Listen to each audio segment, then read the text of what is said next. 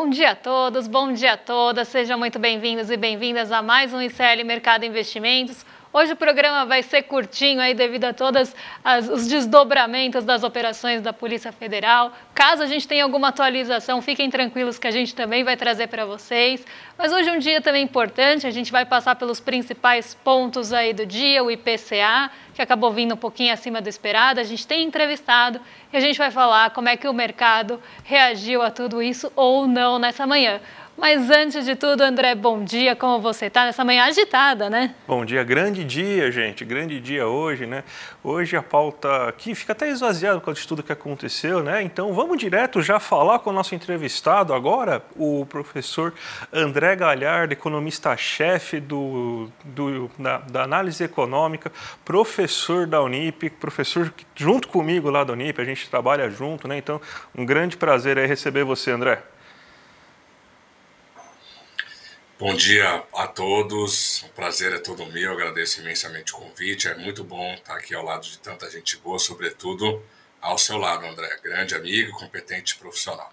Oh, muito obrigado. Vamos falar um pouco de conjuntura econômica aí, porque o ano de 2023 acabou, estão saindo os últimos dados, né? Comércio decepcionando agora no final do final de 2023, indústria surpreendendo.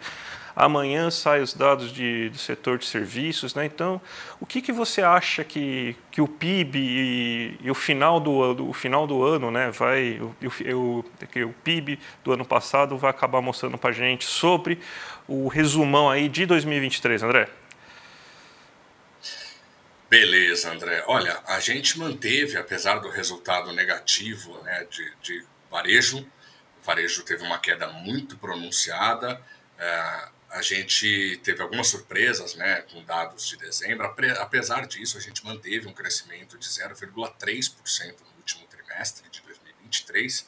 E se esse número se materializar, a gente vai ter um crescimento anualizado aí de 3,1%, que é bastante significativo, né, já que a gente percebeu ao longo do segundo semestre um processo de desaceleração, de perda de ritmo da atividade econômica, né? Começou com os indicadores de confiança e depois isso acabou se espraiando para os indicadores de atividade propriamente ditos, né? Então, o que sustenta essa nossa análise de um crescimento de 0,3% é essa evolução muito favorável da indústria brasileira, né? Que surpreendeu, mas surpreendeu para cima em dezembro, um crescimento de 1,1% na margem, o quinto crescimento mensal consecutivo. Trouxe um crescimento marginal ali para a indústria no ano, de 0,2%, né, mas foi um número forte ali no encerramento de 2023. Além desse comportamento benigno da indústria, a gente também espera uma boa ajuda do setor externo, né? A gente teve um volume de exportações significativo, um saldo comercial muito relevante no mês de dezembro, mantendo aquela trajetória atípica, né, para resultados da balança comercial que se estabeleceu ao longo de todo o ano de 2023. Então, assim, André, em resumo, com os dados de dezembro já conhecidos, exceto, como você bem disse, aí, o de serviços, eu acredito que a gente consiga alcançar esse 0,3% no último trimestre, com um crescimento ligeiramente superior a 3%, que é um crescimento que a gente pode interpretar como positivo, dada as restrições, né, dentro do mercado de crédito, né, com a Selic tão elevada e outros problemas, como os problemas geopolíticos internacionais, por exemplo. E como você vê, professor, o cenário aí para 2024, né, os desafios que a gente deve enfrentar aí na economia nesse ano agora de 2024?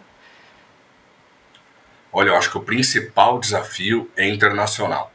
A gente tem visto, e geopolítico, né? Eu, como economista, não posso deixar de tratar essa questão política também, porque a gente tem no radar simplesmente a eleição americana, né? Então, onde possivelmente o Trump vença esse pleito, né, contra qualquer democrata que se apresente. E não estou aqui julgando o Trump, mas o Trump já prometeu em alguns discursos de campanha que elevará as tarifas, né, sobre produtos chineses.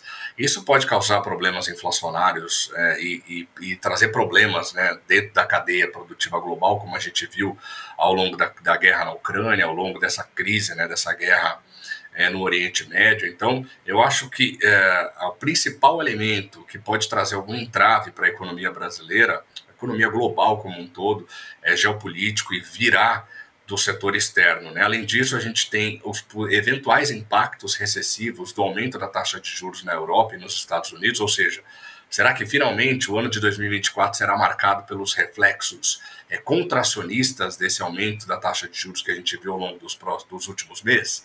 Então, esse é um fator que pode influenciar significativamente a nossa economia e trazer, né, uma perda de dinâmica, uma perda de dinamismo da economia nacional ao longo de 2024. Eu gostaria de fazer um comentário breve aqui sobre, são muitos temas, né, sobre economia. Eu gostaria de trazer um tema que é caro a nós brasileiros, sobretudo, né, que é o comportamento da inflação. Tenho visto a projeção de dados muito benignos, né, para a inflação brasileira, a própria projeção do Banco Central antevê aí uma variação de 3,5% do IPCA, acima do centro da meta, que é de 3%, mas num patamar bem abaixo daquilo que foi registrado em 2023 e bem abaixo da média histórica do Brasil, né? E os dados de janeiro, como o Campedelli já bem adiantou também, vieram acima da leitura do mercado. Eles vieram abaixo de dezembro, mas acima da leitura de mercado, e os dados qualitativos, como núcleo de inflação, difusão, mostram um cenário que não é tão benigno quanto defende algumas entidades do mercado e o próprio Banco Central. Então, a gente torce aqui para que o ciclo de queda da Selic prevaleça ao longo do primeiro semestre, mas é só um ponto de atenção, nada que fuja do controle, como a gente viu em 2021, 2022 e parte de 2023, mas é um ponto de atenção. Posto essa questão inflacionária, a gente está projetando um crescimento de 2,1% para 2024, é um crescimento menor do que a gente deve ver em 2023, mas representa bem a nossa capacidade de crescer, né? A gente cresceu forte depois da pandemia com um processo de retomada. Antes da pandemia, a gente cresceu 1,2, 1,3, 1,8, 1,5. Esse é o padrão do Brasil. Para crescer um pouco mais rapidamente, a gente precisa resolver os nossos problemas estruturais, e isso demora bastante tempo. Excelentes apontamentos, André. A gente está com um tempo mais curto hoje, né? Então acabaram não sendo 10 minutos de entrevista e tal. Mas você com certeza vai voltar aqui, porque o espaço está sempre aberto quando você precisar aqui. Fique tranquilo aí, a gente é bastante amigo, então o espaço vai estar sempre aberto aí para você. Você vai voltar outras vezes, tá certo? Só as últimas palavrinhas aí para você agradecer aí todo mundo. André, muito obrigado, eu entendo perfeitamente essa correria, né, aí de vocês, sem problema nenhum, e eu estou à disposição para outras entrevistas, e novamente agradeço o convite. Muito obrigado. Obrigado a você. Vamos falar rapidinho aqui da inflação, né? A gente tem a inflação que saiu hoje, né? A gente vai mostrar direto aquele gráfico da inflação para vocês entenderem qual foi o impacto da inflação no dia, né? Já vamos direto para o gráfico, porque a gente teve novamente o preço dos alimentos sendo o grande vilão da inflação nesse momento. Você vê que só cebola e farinha de trigo tiveram quedas, mas você vê quase 30% na batata, 43,8% da cenoura. Então, você teve uma alta muito expressiva do preço dos alimentos e isso puxou a inflação para cima. Problemas climáticos, o nosso chat fala toda hora, né? Secas em regiões do Brasil, chuvas excessivas em outras, isso está pressionando o preço dos alimentos. E o que está segurando o preço o que está segurando a inflação como um todo é justamente os bens energéticos, né? Os combustíveis e energia elétrica, caindo 0,64%, 0,31% a gasolina, 1,55% o etanol e 1% o diesel. Então, a gente está nessa dinâmica inflacionária agora, né?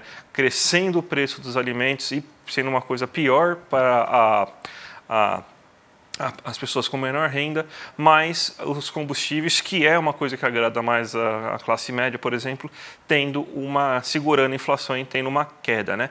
Débora, essa zona toda que aconteceu hoje, né? O PF batendo na porta de pessoas importantes, prisões e tudo mais. O mercado foi afetado por isso? Acho que não, né? Não foi.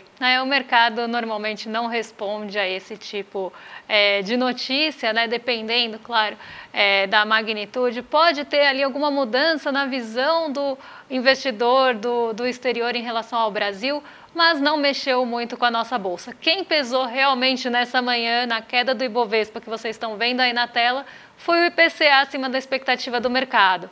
O mercado projetava um IPCA, né, uma inflação de 0,35 para esse mês de janeiro, E a gente teve aí a inflação em 0,42, isso acabou decepcionando um pouco o mercado. Então a gente vai aí para a segunda, pelo menos nessa manhã, segunda queda aí consecutiva do Ibovespa, porque ontem quem puxou a queda quem puxou o Ibovespa, quem puxou a queda foi justamente o Bradesco, que decepcionou com os seus números, levou o setor financeiro junto com ele aí para baixo. E a gente teve aí uma queda expressiva, não tão expressiva, mas uma queda observada por aqui na contramão de Nova York. Hoje a gente tem alguns pontos que devem pesar, né? Então o cenário político é praticamente nulo nessa movimentação do Ibovespa. O IPCA está pesando bastante justamente porque ele mexe com as expectativas de juros futuros e hoje a gente não teve agenda aqui, mas tem mais dirigente do Fed falando lá nos Estados Unidos, então isso também pode mexer com a perspectiva aí dos juros futuros, tanto nos Estados Unidos e isso refletir aqui no Brasil.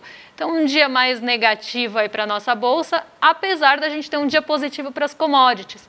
Como a gente teve aí, ainda está tendo um reflexo na China, e vocês estão vendo aí na tela que o Xangai Composto subiu 1,27 hoje, por lá os reflexos daqueles estímulos anunciados no meio da semana ainda estão ocorrendo, né? Então a gente vê aí o Xangai Composto subindo, mesmo num dia que a inflação ficou abaixo do esperado na China, trazendo preocupações em relação à demanda do país asiático, mas a gente consegue ver o Xangai Composto ainda em alta, refletindo aí o otimismo, na verdade, em relação aos estímulos lá na China. E isso acabou puxando tanto o minério de ferro, que fechou em alta hoje, depois de tantas quedas, como o petróleo Brent para cima. Então a gente tem um dia positivo para as commodities, que pode limitar ali a queda que vocês estão vendo no Ibovespa, mas um dia aí que a gente deve ter ajuste na nossa bolsa, correção aí de preços e ainda um movimento de queda. Lembrando que a gente está aí perto do Carnaval e do Ano Lunar Chinês, a gente vai ter dias aí de pausa, então a gente deve ver bastante ajuste de posicionamento do mercado. O dólar sobe, mas não sobe tanto quanto a bolsa cai, sobe aí 0,11, acompanha bastante o movimento vindo lá do exterior, né? O dólar frente aos pares também se eleva hoje, então a gente vê 0,27 de alta em relação aos pares e 0,13 de alta do dólar em relação ao real.